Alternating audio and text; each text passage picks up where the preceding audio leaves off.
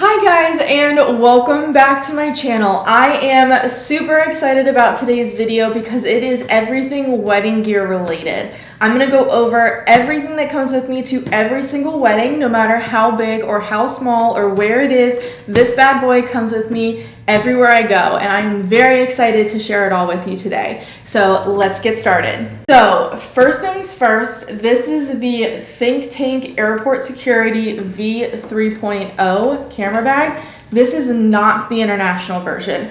I did, however, get away with taking it on an international flight as a carry-on, but it like barely fits the carry-on requirements. So I would just be really careful if you do plan to use this a lot for international travel. I recommend getting the smaller version that is the actual international version of it, just in case.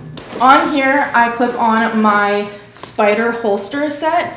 This is brand new to me. I got this in February, so I haven't used it at a wedding yet, but I have used it at a couple of sessions, and it's life-changing. I used to use the shoulder holsters, the leather ones, and I could just feel the weight pulling on my shoulders, and my shoulders would be killing me by the time the reception came around, and I would be constantly swinging my cameras around and like smacking walls and chairs and people. So this guy just clips around your waist like this, and it sits higher on your waist, so all of the weight is in your hips and not in your shoulders, and your upper body is completely free to move around. And also, the cameras don't swing, they just honestly stay right in place, and I can kneel, I can crawl, I can run around, and they don't move at all until I want them to. And then on the back, I have the Think Tank modular belt system pieces that I've attached to it. I have one lens and one pouch, and I just keep a lens in there and SD cards, batteries, timeline, stuff like that in here. So the less stuff that I have to physically carry around with me, the better. And I put this on at the WPPI conference beforehand, and even just with one camera in the holster, you don't feel like crazy lopsided like you do with the shoulder holsters, where you have to like figure out how to clip it to a belt so that one side isn't like pulling all the way over. So I do highly recommend this. This is just going to be a game changer for wedding days. All right, so now we're just going to go over everything that is inside of this Think Tank bag. This thing is crazy heavy too. I have it packed as much as I can actually pack it, so just keep in mind that it does get very, very heavy. On the front of this, I have a neoprene kind of stretchy pouch, which I will try and shove the spider holster into. I don't think with the belt system on it'll fit. I also keep a clip on me as well in case I have to clip up any wedding dresses. I lose these things and break them all the time, so I just try to keep one pretty out in the open just in case I do need it. And then there is a zipper pouch in here for a laptop that I do take to every wedding for same-day slideshows. So inside we have a organizing like zipper pouch section up here. I have emergency kit here, miscellaneous stuff goes here, and business cards, mints, and band-aids because I'm hella clumsy and I always need a band-aid. Okay, so I was gonna go largest to smallest, but since I am shooting on part of my gear kit, I'm gonna go over what I'm shooting on currently. The camera that is being filmed on is the Canon 5D Mark IV. I have the Canon 5D Mark IV and the Canon 5D Mark III. I chose to shoot the video on the Mark IV because I like the touchscreen, but I don't really shoot much of anything during wedding days with that. That really just acts as my backup camera. I'm gonna try and get into dual shooting more. I just prefer the color output of the Mark III straight out of camera than I do the Mark IV, but since I have an editor now, color matching isn't really that difficult, but before it was a big pain in the butt. So I shoot pretty much everything on the Mark III, and then the Mark IV is really my backup camera. So as far as the lens that I'm currently shooting on, this is the 24-70 2.8 Sigma art lens. I specifically bought this lens for traveling. I'm not a huge fan of zoom lenses in general. I just don't like the image quality as much, but the fact that I could carry this around and not have to pack 5 different lenses while I was traveling was a really, really great idea to me. Did find myself using it a lot last year for ceremonies and family portraits. I just really liked the versatility of being able to get both the wide shots and the tight shots of one situation without having to switch lenses a whole bunch. But I don't super love the 2.8 aspect of the aperture, but that is something that you just have to deal with a zoom lens because they don't really make them that go any lower than that. But with family portraits and portraits in general, I don't really shoot below 2.8 anyway. I just find that the image quality is better with a prime lens. I don't know, it just seems to be better to me. But I do love to get a wide shot and a tight shot of family portraits. So the efficiency of shooting that on one lens and not having to switch lenses works really, really well. From here on, we're gonna go from widest focal length to tightest focal length. And you're gonna find that I am a big fan of Sigma lenses. I absolutely love the quality of their lenses along with their price points. They tend to be about $300 to $500 cheaper than Canon lenses, and you can find some that are even cheaper than that. And the image quality is just amazing. The only difference that I've found with second photographers who do use Canon lenses is that the colors are a bit brighter on Canon lenses and a bit more vibrant, but that is something that can easily be changed in post-processing, so that doesn't bother me. But I do love the price point, and I'm a pretty frugal person, so if I can find something of great quality at a cheaper price that's not necessarily name brand, that's something that I gravitate towards more. First up, we have the 35mm 1.4? Yes. The 35mm 1.4 Sigma art lens. These caps that I have on are called covered.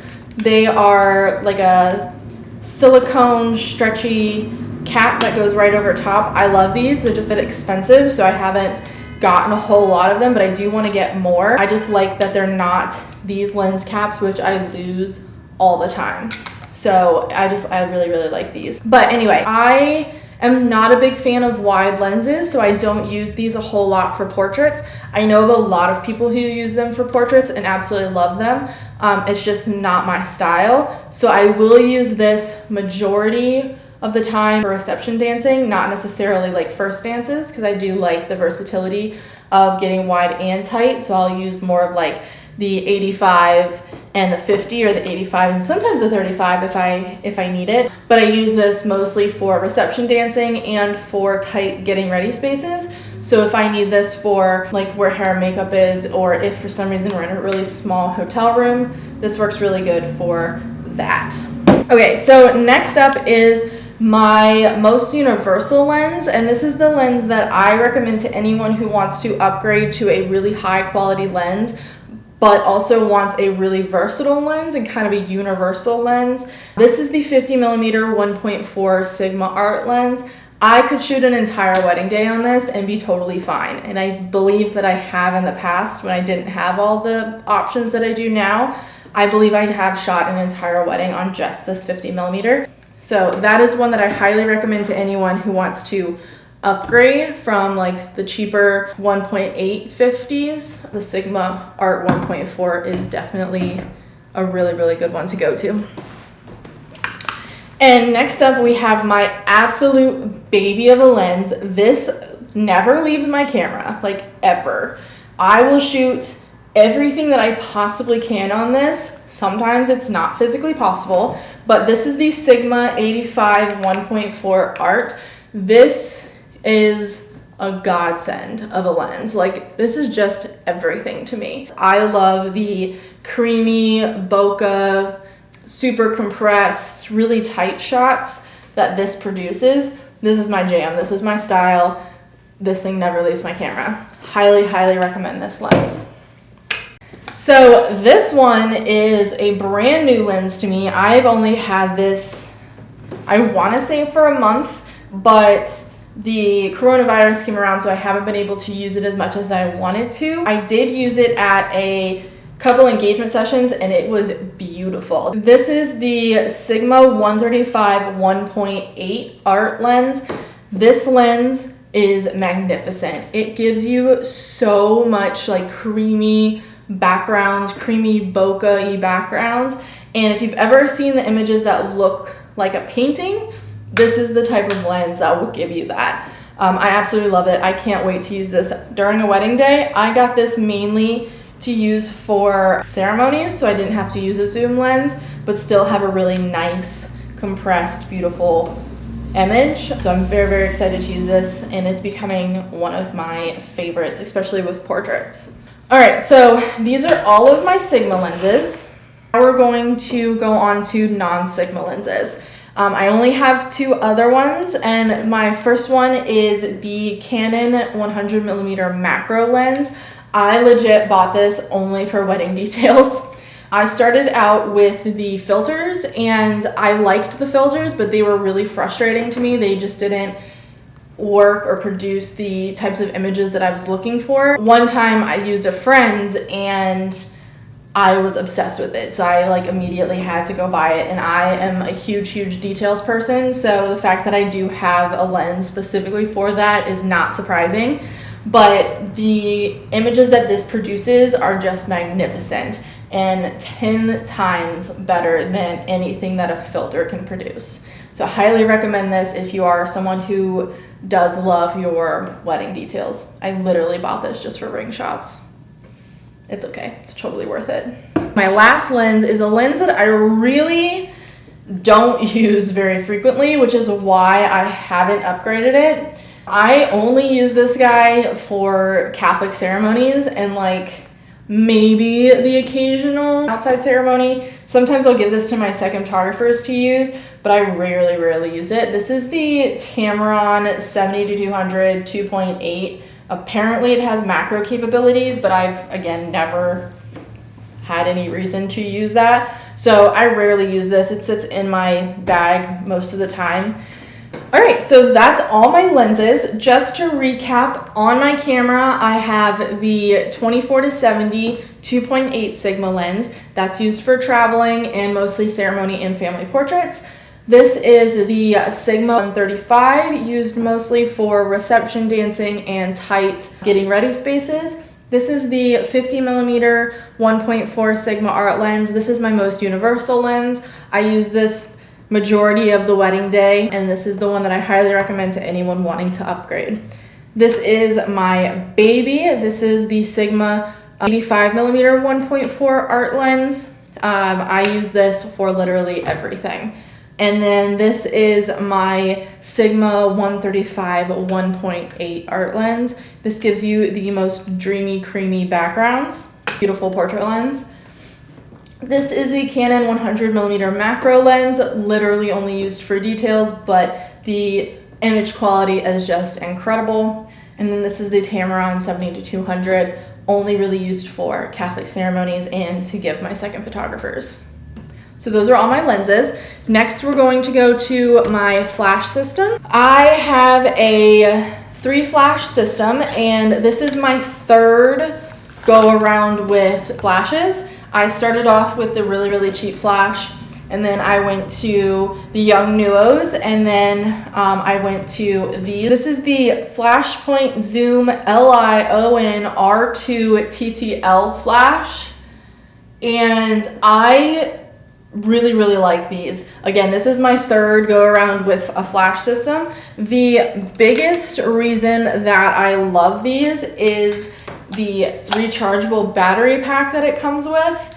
This lasts for like a wedding and a half. It lasts a really, really long time, and I don't have to carry around like 25 AA batteries and switch them 3 times during a wedding day, which is what I had to do with those Young Nuos.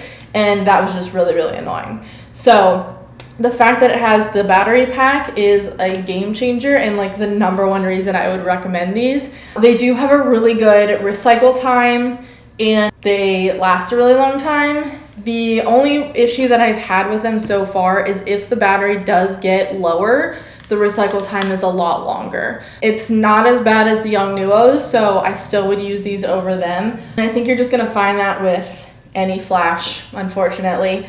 On top of this is my MagMod magnet. I have one on each flash, so it doesn't matter which flashes I pick up, I'll always have one available. And these are specifically for my light modifiers. So this is the MagMod light modifier system. You can buy the full kit that comes with the diffuser, the bounce, and the grid. I really only use the diffuser and the bounce. Whenever I have my flash out and on my camera, this stays on it. I just really like the light that it produces. It's a really clean, even light, and it really never leaves my flash. And then I'll only really put this on if I have a dark barn reception or just a really dark reception in general or an outdoor reception. So it works really well for that. I also really love the fact that it's like squishy silicone, so I honestly just like squish it up and then throw it in my bag and it doesn't take up a whole lot of room, whereas a lot of the other modifiers are really big and bulky and you just don't know where to put them. So that's really all for my flash system. And then I have like the newer brand flash poles. They're the more rugged kind because I have had the cheaper ones and they just fall over. And then other than that, I have my CF and SD card holders.